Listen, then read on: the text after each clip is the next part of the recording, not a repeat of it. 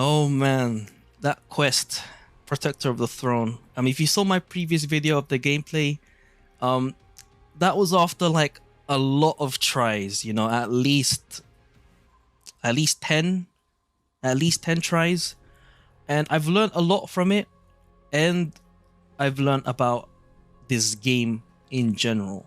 Right after beating that boss, and I wanted to make a separate video because I know that this is gonna take a while. But first off, let's talk about the boss fight itself. Now, from fighting this boss, I've learned a few things.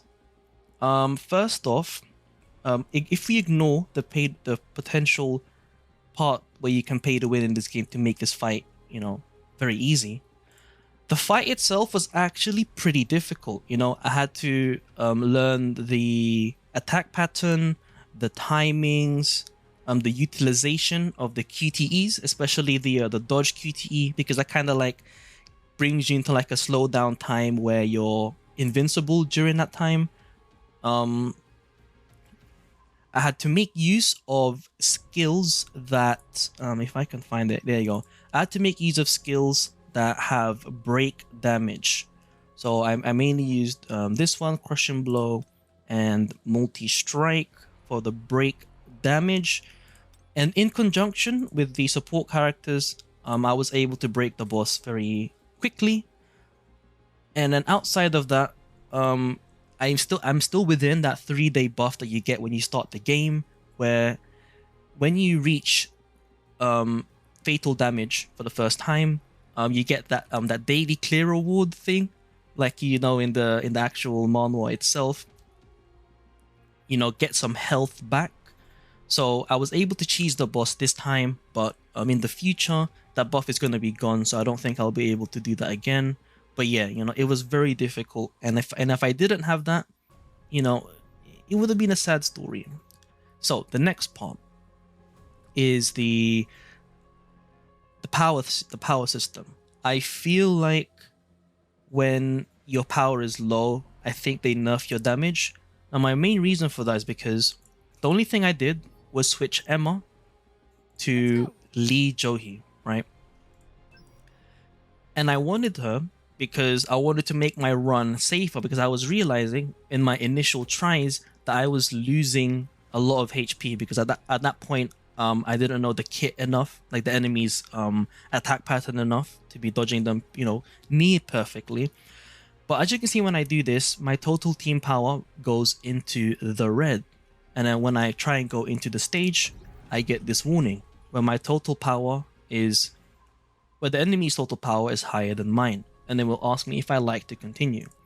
Now, when I do this and I go into the fight, when I fight the boss, you know, with the same gear, I end up like running out of time, and the boss has like probably around 15 HP bars left out of 50. And then when I switch back to Emma, I then was able to defeat the boss, right? Now, it could be the case where it's something to do with the level, you know, the stats perhaps, but I'm not sure. Like, when she does have a partly offensive buff with this part here, defense pen by 7.7%, and then fire damage, which I'm not really utilizing in the fight because I was mostly doing light damage. But I doubt the 7.77% is enough to deal 15 more bars of damage, right? That's like 33% of Igris's HP. So I'm not sure.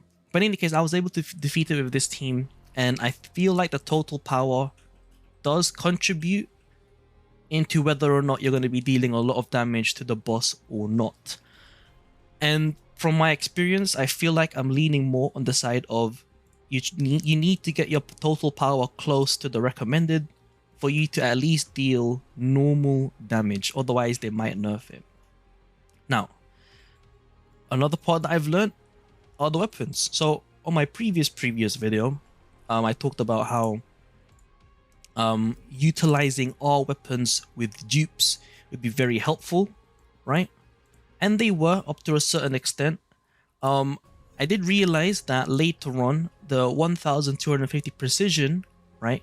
It's good very early on, but it later falls off due to the amount of precision that you need as you level up, right? For example, my precision right now is 5040. So if I add it on, my precision would only go up to like 93%. So I'm getting diminishing returns for the low amount of attack stat that I'm getting. So there is a shift, I guess you could say, early on in the game. I am halfway in the current story that's currently released, and I was essentially quote unquote forced to shift to SR or weapons for the higher attack stat. And as you can see, compared to SSR weapons, the amount of attack there has a larger difference as well. So if you take a look at level 20 attack here, 197, and level 20 attack here, 368. So we're already, close to doubling the R stats, and we do get a 10% increase, right, in attack, defense, and HP, but it wasn't enough. At the lower levels, the amount of attack you have is not enough to benefit from like the 10% boosts and stuff, I feel like. But yeah, later on you kind of want to have more attack and just use more stats on precision and a bit less on attack. So as you can see, it's nearing to the 1-to-1 ratio into the amount of strength and perception to be dealing, good minimum damage. Okay, so that's pretty much most of the things that I wanted to talk about. The rest would be my thoughts on the game so far. So it started out fine, right? I was, progressing normally, doing the challenges like I have mentioned, but there are a few things about it. So the game starts out, and it feels like you have so much that you need to do, so many stages to do, but then it slows down from around chapter 6, slows down even further in chapter 7, and then chapter 8 it will slow down even further again, and you might hit a wall, because to even attempt the last stage I needed at least level 31. And then for the hard stage, I was doing this on the side whilst trying to do it, and I got stuck at chapter 3 because this required level 32. And one thing that I, wanted to mention that they were trolling about, the last stage requires 2 or more dark attribute hunters. You only get 1. This one, 2 or more wind attribute hunters as support. You only get 1. So you kind of want to get, you want to pull them from the gacha, so you can get the 2 tickets that I can't get because of the incomplete battle missions, which is pretty funny. But yeah, the game slows down pretty hard. I guess the reason for that is because of the other game modes that you need to do. So Encore, your gear farming, your gates, which you do daily for more XP. Hunter Archive is kind of like, you can think of it like the Genshin Impact friendship thing that they have as well. But yeah, I still have other contents to unlock. So this is just from my point so far in the story. This is actually, getting kind of difficult as well. The Battlefield of Trials. And lastly, I'm now able to promote myself from Night Lord to Necromancer. I just need to do the Chapter 9 job change quest. Now, the job change quests are actually difficult on its own, and I'm not sure if you're able to pay to win it. But yeah, that's pretty much about it, I think. Hopefully I didn't miss anything in this video. But yeah, this is just what I've learned as a free-to-play so far.